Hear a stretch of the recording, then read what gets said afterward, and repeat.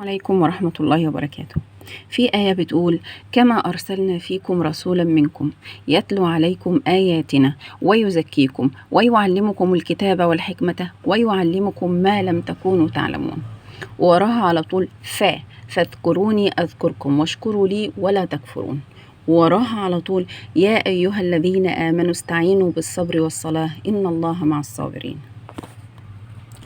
الترتيب اللي جاي بيه الآيات دي والكلمات المذكورة في الآيات دي هي مش عشوائية. ربنا سبحانه وتعالى عارف إن احنا طول ما احنا ماشيين في الحياة هتقابلنا مواقف، هتقابلنا ظروف، وساعات الظروف دي احنا هنبص لها على إنها كبيرة، على إنها صعبة، لكن هي في الأصل هي رسل، هي رسالة من ربنا. كما أرسلنا فيكم رسولا منكم، يعني ربنا بيقول لي أنا بعتلك رسالة، أرسلنا فيكم، جايبها فيكي انتي، ليكي انتي، وهي منك، من حالك، من حياتك، من العيشة اللي انتي عايشاها، من ظروفك انتي. الرسالة جاية لي أنا، جاية تعمل ايه؟ رسولا منكم يتلو عليكم آياتنا. آيات هنا بمعنى ايه؟ الحاجات العظيمة اللي ربنا سبحانه وتعالى وضعها في الحياة عندي. كل إنسان عنده نعم عظيمة وعنده مكونات عظيمة في حياته، فهو الموقف، الرسالة اللي جاية تتلو علي آيات ربنا، يعني توريني قد إيه ربنا قادر، وقد إيه ربنا متغلغل في حياتي، وقد إيه ربنا على كل شيء قدير.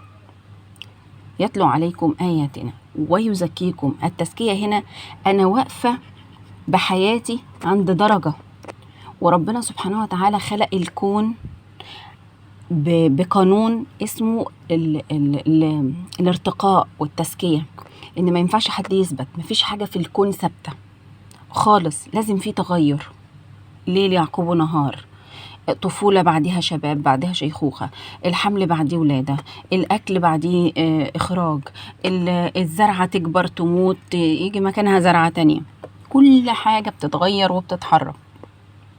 فما ينفعش أنا كإنسان تبقى حياتي ثابتة وواقفة. فلو الحياة عندي مش متحركة، لو أنا واقف في مكاني ما بتحركش، ما بتطورش، ما بتزكاش، ما بعلاش، ما بعملش ده بنفسي، يجيلي موقف لازم يرفعني، لازم يجي موقف، وعلى حسب الموقف أنا فين بالظبط. لو إنسان حياته واقفة في الضلمة، حياته واقفة في الغلط، هيجيله الموقف شديد يرفعه. ممكن الرفع ده يكون مؤلم بس هو محتاجه. طب لو إنسان بيتحرك وبيزكي نفسه وبيطور نفسه، هيجيله الرسالة وهيجيله الموقف برضو يزكيه لأعلى مما هو فيه، وهكذا الدنيا ماشية على كده. يبقى آياتنا ويزكيكم ويعلمكم الكتاب والحكمة. لو انت عايز تتعلم شيء، ربنا سبحانه وتعالى بيجيب الموقف كلها بتعلمنا. مفيش حد مر بموقف في حياته إلا بعد ما انتهى الموقف مهما كان مر ومهما كان صعب اتعلم درس، لازم أكون اتعلمت شيء. مش ممكن، استحالة، مفيش موقف يعدي على البني آدم أبدا، حتى لو كان موقف بسيط، حتى لو كان موقف عميق، حتى لو كان كارثة، لازم الإنسان يتعلم منه شيء. ويعلمكم الكتاب والحكمة ويعلمكم ما لم تكونوا تعلمون. في شيء أنا عقلي ما كانش لقطه، أنا شخصيتي ما كانتش جايباه خالص، مش في الإدراك، ولو قعدت سنين بحالي ده عمري ما كنت هتعلمه. فيجي الموقف ده بعديه أقول إيه؟ أنا لو قعدت سنين طويلة ما كنتش هعرف المعلومة دي، ما كنتش هعرف المبدأ ده، ما كنتش هتعلم الشيء ده. فلما يحصل ده كله، ربنا أمرنا في الآيتين اللي بعد كده شوية تركات لازم نعملها. فاذكروني أذكركم واشكروا لي ولا تكفرون. المواقف اللي بتحصل دي لو أنا ما استعملتش فاذكروني أذكركم، يعني رقم واحد كده يجي في خيالي إن ربنا اللي عمل ده، إن الله اللي قدر ده، مش الأشخاص ولا الأسباب اللي في النص، دول مجرد أدوات لتنفيذ الرسالة دي والموقف ده، لكن الله هو اللي محرك الموقف. ده رقم 1. فاذكروني أذكركم واشكروا لي. في حالة الرجة وفي حالة الزلزلة اللي بتحصل من أي موقف، البني آدم بيتهز، فلازم نثبت. شوف، احنا المفروض هنتغير، واللي بيحصل ده عشان نتغير، بس لازم يبقى عندي قواعد ثابت عليها. مفيش قواعد ينفع الإنسان يتمسك بيها أكتر من نعم ربنا. نعم ربنا هي الشيء اللي عقلي لما أخليه يدركه، أنا أخلي عقلي يدرك نعم ربنا عليا، هطمئن وهثبت وهذكر ربنا وهستوعب الموقف. فاذكروني أذكركم واشكروا لي ولا تكفرون. اوعى الموقف اللي يجي ده ينسيك ربنا، اوعى الموقف اللي يجي ده يخليك تشوف الشخص او الشيء او الحدث اللي بيحصل هو الاصل. لا، ربنا اللي محركه. ما هو ده الكفر، ان مثلا الموقف اللي جاي ده خيانة، فانا اشوف ان فلان خني. لا، هي مش كده.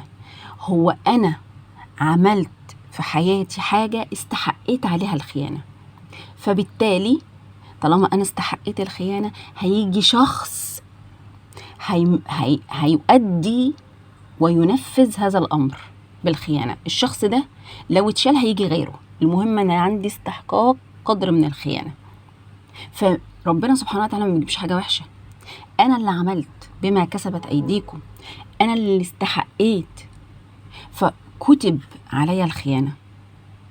ربنا يعافينا يا رب.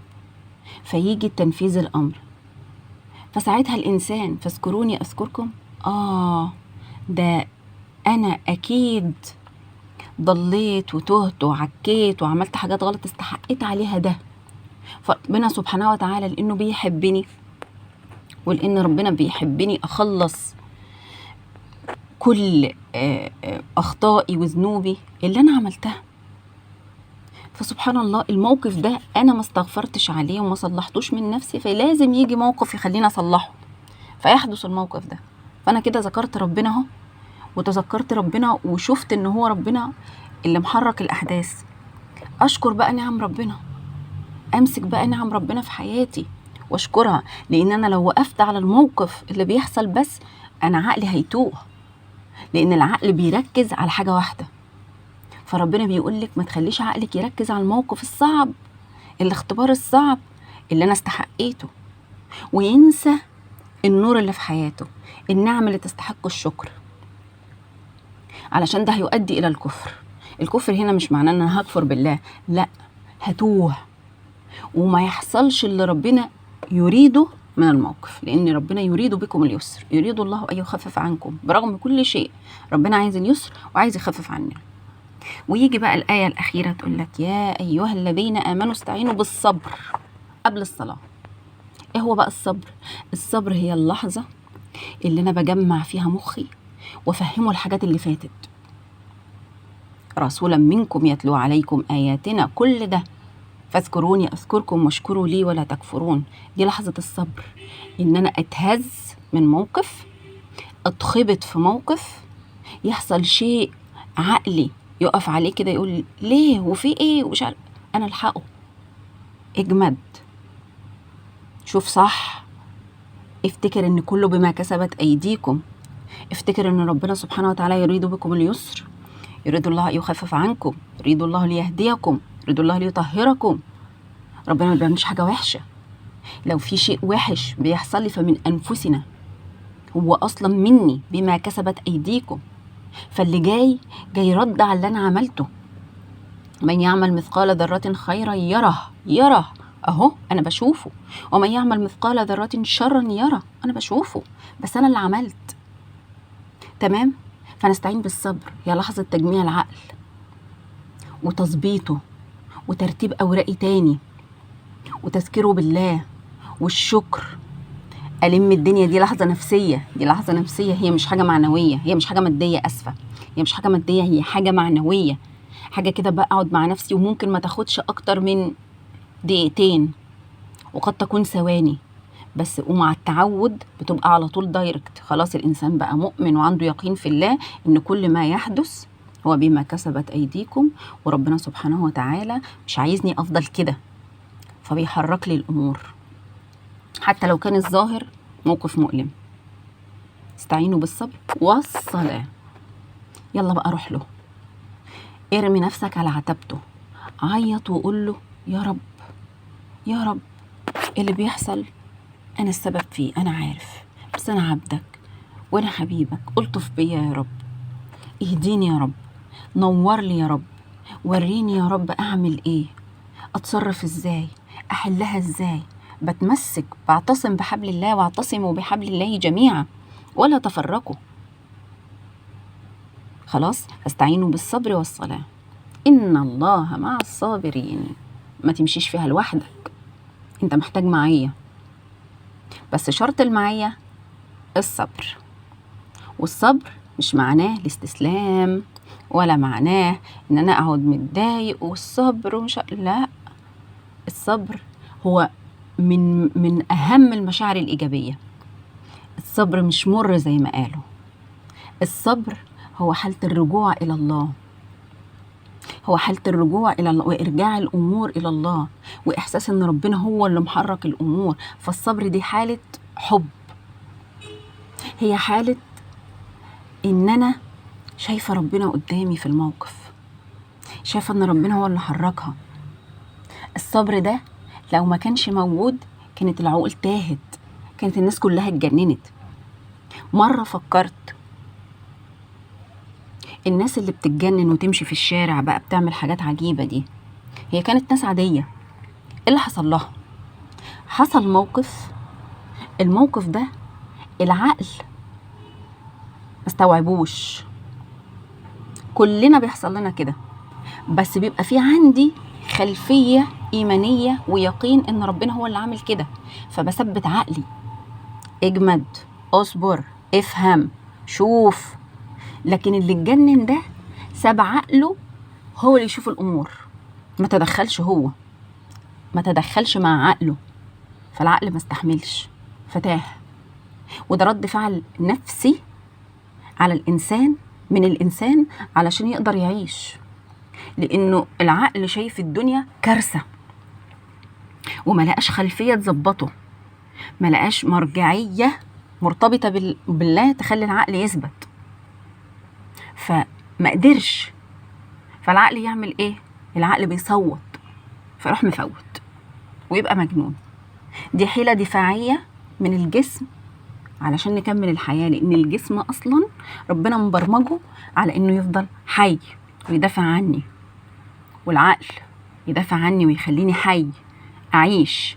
زي ما يجي مثلا حاجة تهجم عليا فأنا بجري من غير ما أفكر، ما دي حيل دفاعية. أهو دي من الحيل الدفاعية اللي بيعملها العقل لما بتحصل حاجة هو مش مستوعبها، بيسيبها بقى خالص ويفوت خالص خالص، ولا يستوعب صغيرة ولا يستوعب كبيرة، خلاص خلص. أنا بقيت كده زي القطة اللهم عافينا يا رب. فنصايح ربنا في ال3 آيات دول يستحقوا إن الواحد يقعد يتمعن فيهم ويفكر فيهم، من قوانين ربنا الخطيرة اللي في كتابه.